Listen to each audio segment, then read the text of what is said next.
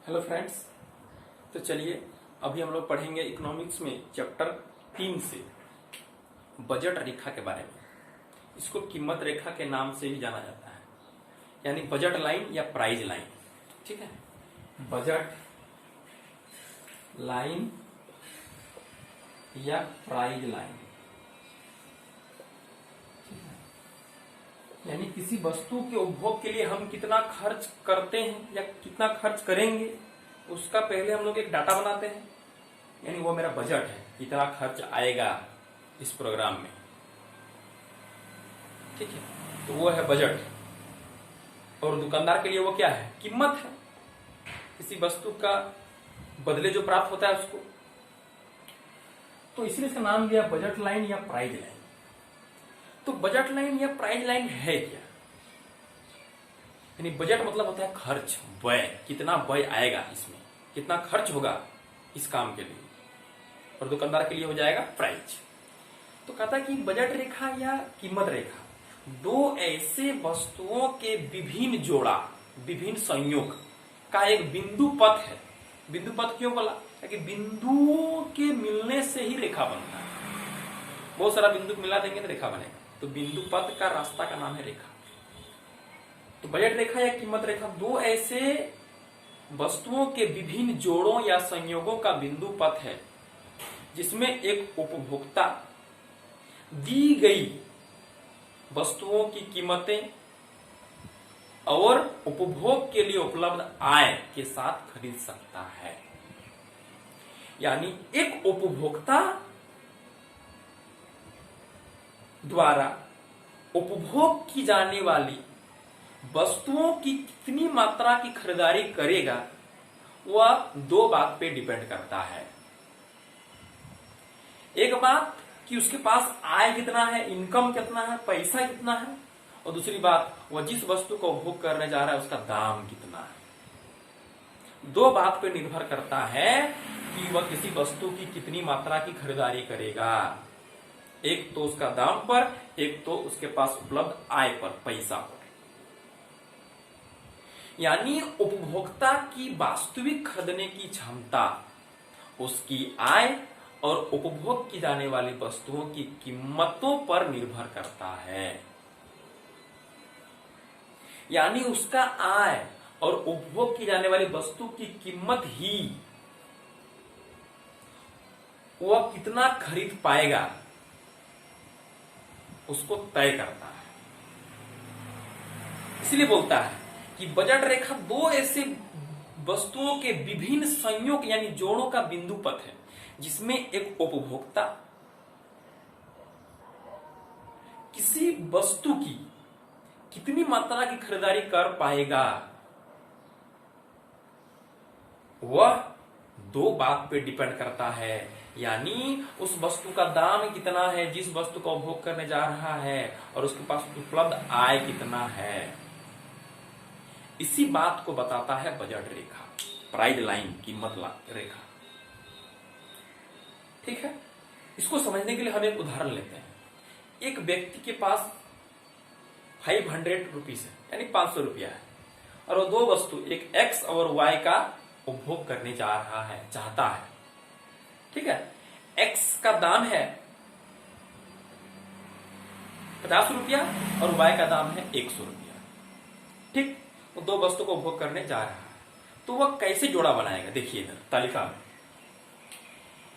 एक तरफ लिखते हैं गुड्स एक्स, फिर लिखते हैं गुड्स वाई, फिर लिखते हैं इधर जोड़ा मतलब संयोग। ठीक है, देखिए उसके पास कितना रुपया है? 500 रुपया है।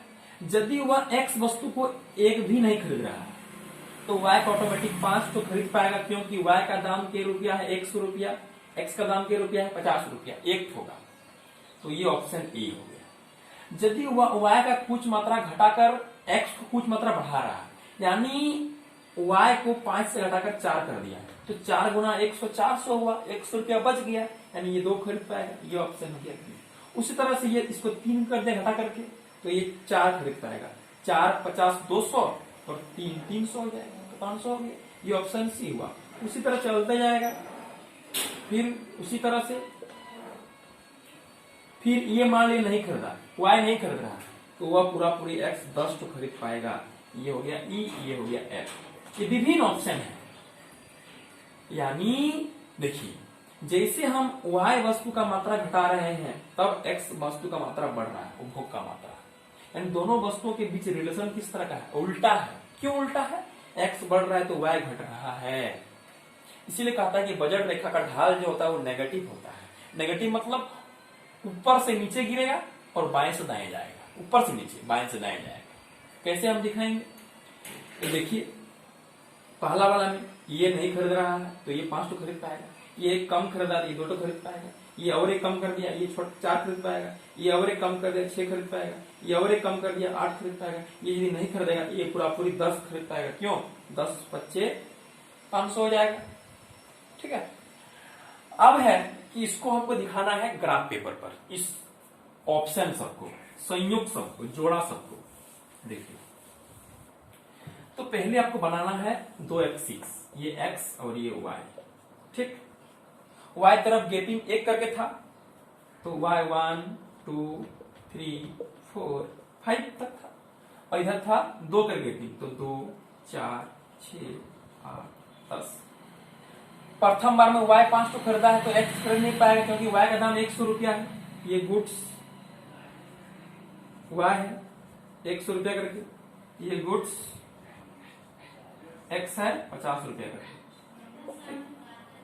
तो ये यदि y खरीदेगा 5 तो x नहीं खरीद पाएगा। अब क्या है कि y का मात्रा कुछ घटेगा तो x बढ़ जाएगा। फिर 4 खरीदेगा y तो x खरीदेगा 2, यानी इस तरह से। यदि 3 खरीदेगा y तो x 4 खरीद पाएगा।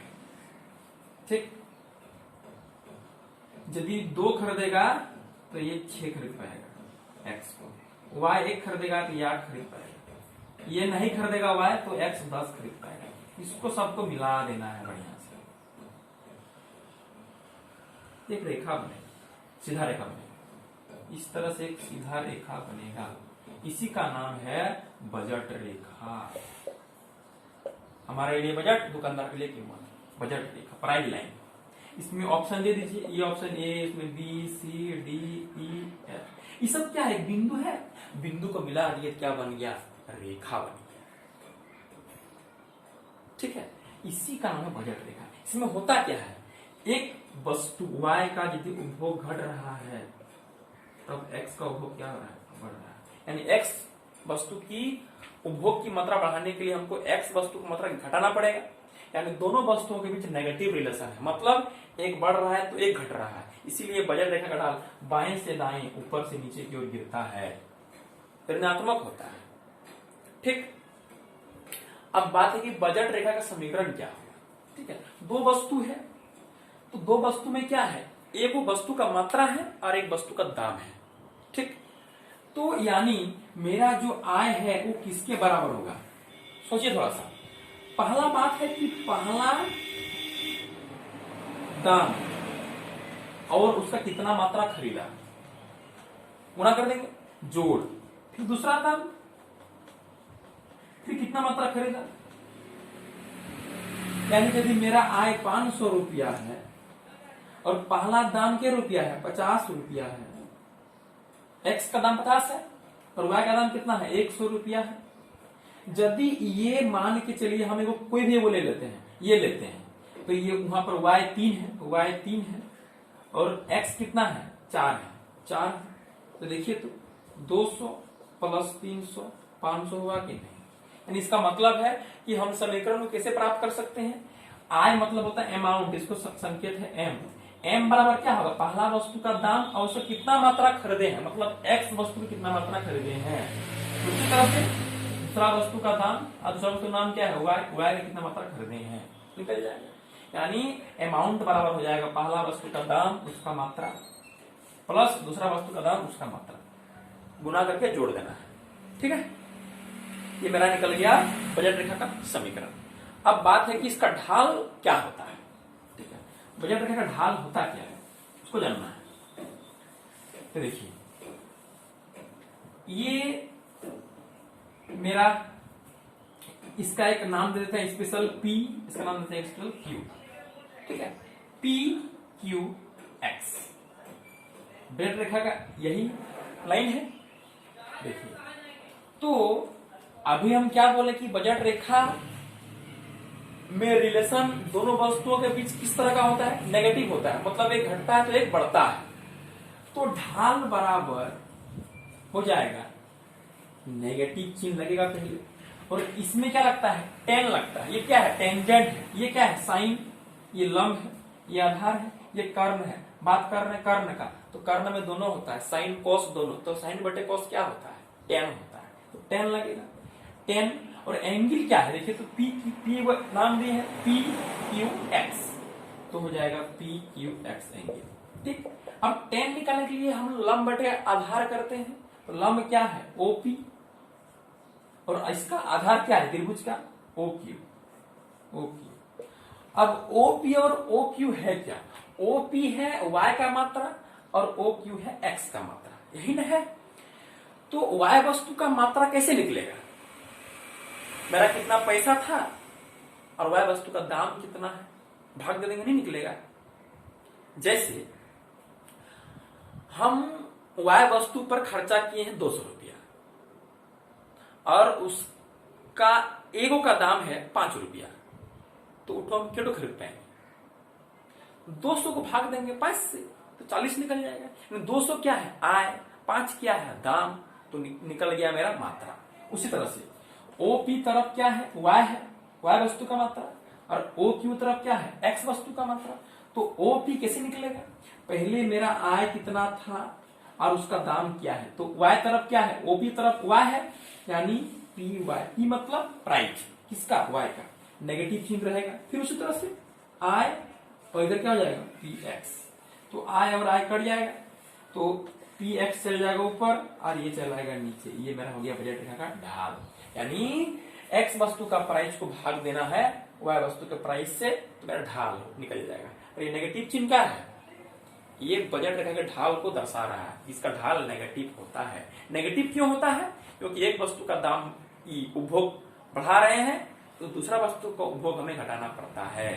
दोनों वस्तुओं के बीच उल्टा संबंध होता है, विपरीत संबंध होता है, इसीलिए इसका ढाल नेगेटिव होता है। फिर देखिए ढाल को एक बार, ये 10 है, पी क्यू एक्स लिख दिए, पी क्यू एक्स। ये कैसे निकलता है, लंब बटे आधार, 10 निकालने के लिए साइन बटे कॉस करते हैं, साइन यहां निकलता है, कॉस यहां निकलता है। तो लंब ओपी, आधार ओ क्यू, ओपी वाई वस्तु का मात्रा, ओ क्यू एक्स वस्तु का मात्रा। कैसे निकलेगा, आय कितना खर्च किए हैं और दाम कितना है, अपने निकल जाएगा। फिर खर्च कितना किए, दाम कितना है, दोनों कट गया, चल गया, ऊपर नीचे कर दिए, माइनस पी एक्स बटे पी वाई। ये बजट रेखा का ढाल हो गया। समीकरण क्या होगा, m बराबर P1 x plus P2 y। ठीक, यानी बजट रेखा में हम जान पाएंगे कि किसी वस्तु के दिए गए दाम और मेरे पास उपलब्ध आय ही तय करेगा कि उसका हम कितना मात्रा खरीद पाएंगे। यानी हम किसी वस्तु का कितना मात्रा खरीद पाएंगे वो हमको उसका दाम और मेरे पास कितना पैसा है वही बताएगा, वही तय करेगा। मेरे पास 200 रुपया है और किसी वस्तु का दाम 50 रुपया है तो उसका हम 4 मात्रा खरीद पाएंगे। मेरे पास 5000 रुपया है और किसी वस्तु का दाम 100 रुपया है तो उसका हम 50 ठो इकाई खरीद पाएंगे। यानी हम कितना खरीद पाएंगे ये कौन तय किया, वस्तु का दाम और मेरा पैसा। ठीक, यही सिद्धांत को बताया गया है बजट रेखा में। मिलते हैं आने वाली वीडियो में।